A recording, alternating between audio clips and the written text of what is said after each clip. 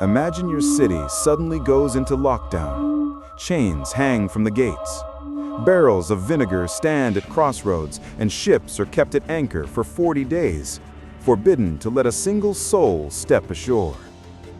All of this is an attempt to defend against an enemy no one can see. This is how Europe tried to survive the most terrifying pandemic of the Middle Ages, the Black Death. You are watching Shadows of History.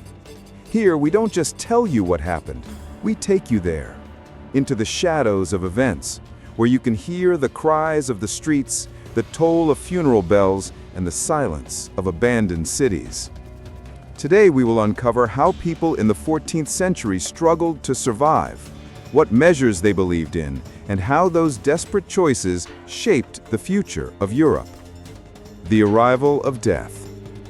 When the Black Death swept into Europe in 1347, it moved faster than anyone could comprehend. Ships carried not just goods, but death. Entire crews arrived sick, covered in swellings, their bodies failing within days. In the streets of Messina, Genoa, and Marseille, people collapsed where they stood. Families locked their doors in terror, hoping the plague would pass them by. What made this horror worse was ignorance. No one understood infection. No one had the faintest idea of bacteria or fleas. Explanations filled the void. Some saw it as divine punishment. Others blamed poisoned air, corrupted by earthquakes or eclipses. There were even rumors that strangers and minorities had poisoned wells. And from every theory, new survival strategies emerged. The struggle for clean air. If the air was poisoned, then air had to be cleansed. That was the logic. Streets filled with the smell of burning herbs. Juniper, rosemary, sage, and frankincense were set ablaze in city squares, filling the night with smoke and sparks. Families hung cloths soaked in vinegar across their windows. Some carried sponges or cloths pressed to their noses, dripping with aromatic oils. Doctors, too, adopted this logic. They recommended carrying pomanders, small metal spheres filled with spices. These were clutched in hand or worn on chains, tiny shields against an invisible enemy. Wealthy households filled their halls with incense, believing the smoke itself could drive away death. Medicine in the dark. Medieval medicine was built on the theory of humors, the balance of blood, phlegm, black bile, and yellow bile. If disease struck, it meant imbalance. The cure? Bleeding the patient. Doctors applied leeches, opened veins, or prescribed purges. Some insisted on diets, no raw fruits, no bathing, no sleep during the day. The treatments were painful, often fatal, but families clung to them. To do nothing was unthinkable. The image of the plague doctor in the bird-like mask did not yet exist in the 14th century. That came much later. In this first wave, physicians wore little more than long robes, cloaks, and cloth masks. They entered homes heavy with stench, holding sticks to examine patients without touching them. For their courage, many of them paid with their lives.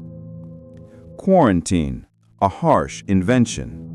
The most effective survival strategy came not from prayers or smoke, but from cold calculation, quarantine. The idea was born in Italian ports. At first, ships were held for 30 days, a Trentino. But when 30 was not enough, they extended it to 40, a quarantina. 40 days before anyone could set foot on land. Venice created lazarettos, quarantine islands. Sailors, merchants, and travelers suspect of illness were locked away, guarded by soldiers, given meager rations, and left to wait. Many died there, alone and forgotten. But these measures worked. Cities that embraced quarantine saw fewer deaths. Trade suffered, but life continued. Survival in the streets. Life in plague-stricken cities was a nightmare. Markets, once crowded and noisy, fell silent. Vendors who still dared to sell goods did so behind tables, extending bread or meat with long poles, never touching a buyer's hand. Coins were dropped into bowls of vinegar before being accepted. The smell of rot mixed with vinegar, smoke, and fear. Houses were sealed shut. If an entire family died, the door was nailed closed and marked. Streets became graveyards, where wagons carried the bodies of the dead, piled high, covered with lime, and dumped into mass pits. Survivors walked quickly, eyes down, clutching amulets, whispering prayers. The psychology of fear. Fear reshaped society. Neighbors no longer greeted each other. Friends avoided meetings. Families abandoned the sick, sometimes locking them inside to die. Chroniclers tell of mothers leaving children and children deserting parents. Giovanni Boccaccio, who lived through the plague in Florence, wrote, "One citizen fled from another, a neighbor from his neighbors, a relative from his relatives, and even brothers abandoned brothers and parents abandoned their children." But not all abandoned compassion. Some risked everything to care for others: monks who brought water, women who nursed the sick, neighbors who buried the dead. Many perished, but their sacrifices offered rare glimpses of humanity in a time of terror. Religion and desperation. Religion became both refuge and danger. Many believed the plague was God's punishment for sin. Flagellants, bands of men who whipped themselves in public, marched through towns, chanting prayers, their backs bleeding. They believed their suffering would earn divine mercy. People joined them, hoping for salvation. But wherever they gathered, plague spread faster. Monasteries closed their gates, isolating themselves. Priests died administering last rites. Some people prayed constantly, while others lost all faith, declaring God had abandoned them.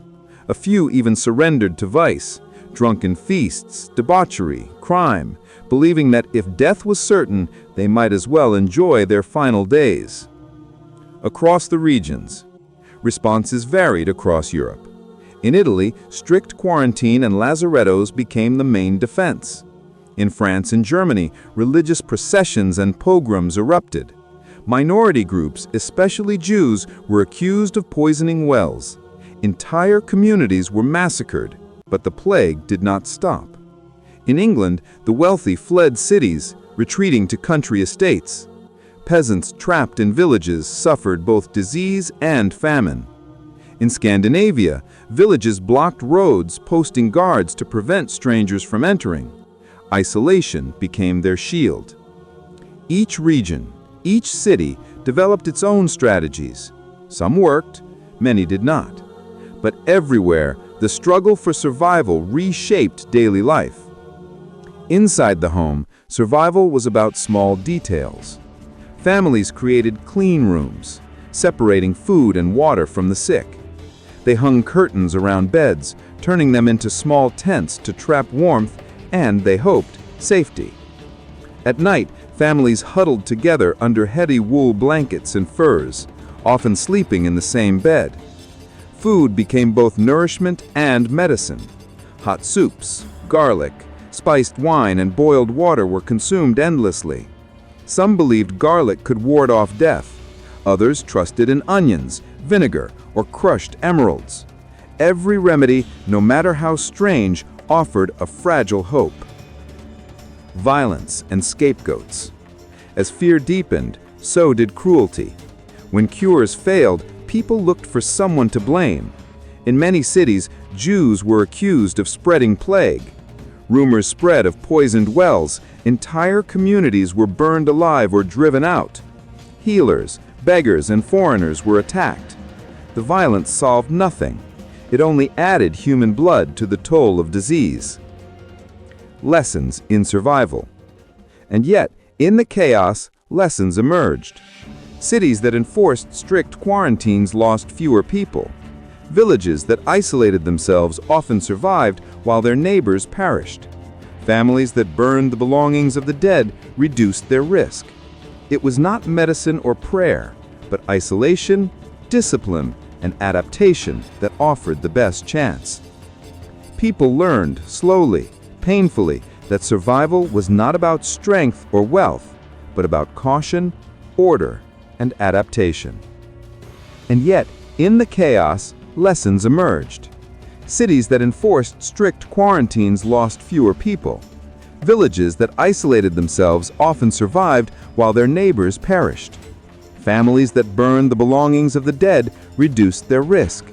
It was not medicine or prayer, but isolation, discipline, and adaptation that offered the best chance.